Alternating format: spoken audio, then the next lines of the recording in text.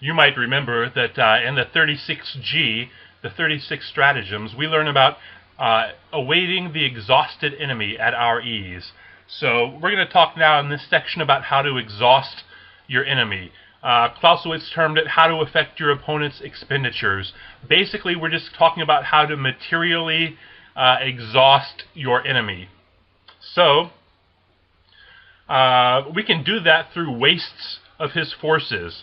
Basically slaughter, destruction of his forces. Again, same type of thing. Actually, on wastes of his forces, I guess this is a little bit redundant.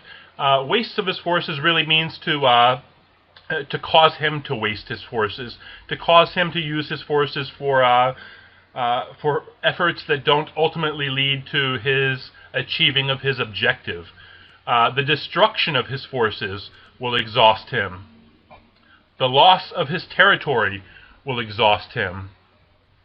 Invasion will exhaust him, especially if we exact financial tribute upon the conquered lands, or we lay it to waste. Both of these things will exhaust your enemy.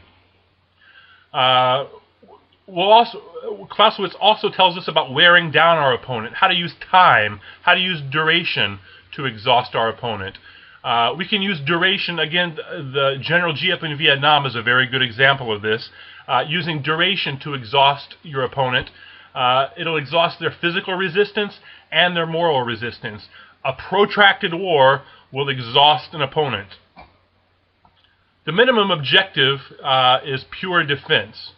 Clausewitz tells us that resistance is a form of action, and its aim is should be to destroy enough to change intentions. So even if we're overcome, if we're losing, we can still resist, and that's a form of action in and of itself. The aim of resistance is to destroy enough to change your opponent's intentions. So even if they've got you beat, even if they've got you over the barrel, you can still mount a resistance campaign, and the objective of that resistance is not to defeat them totally, but it's just to destroy enough, to create enough damage to make it not worthwhile for them to change their intentions. You can do that with duration or intensity.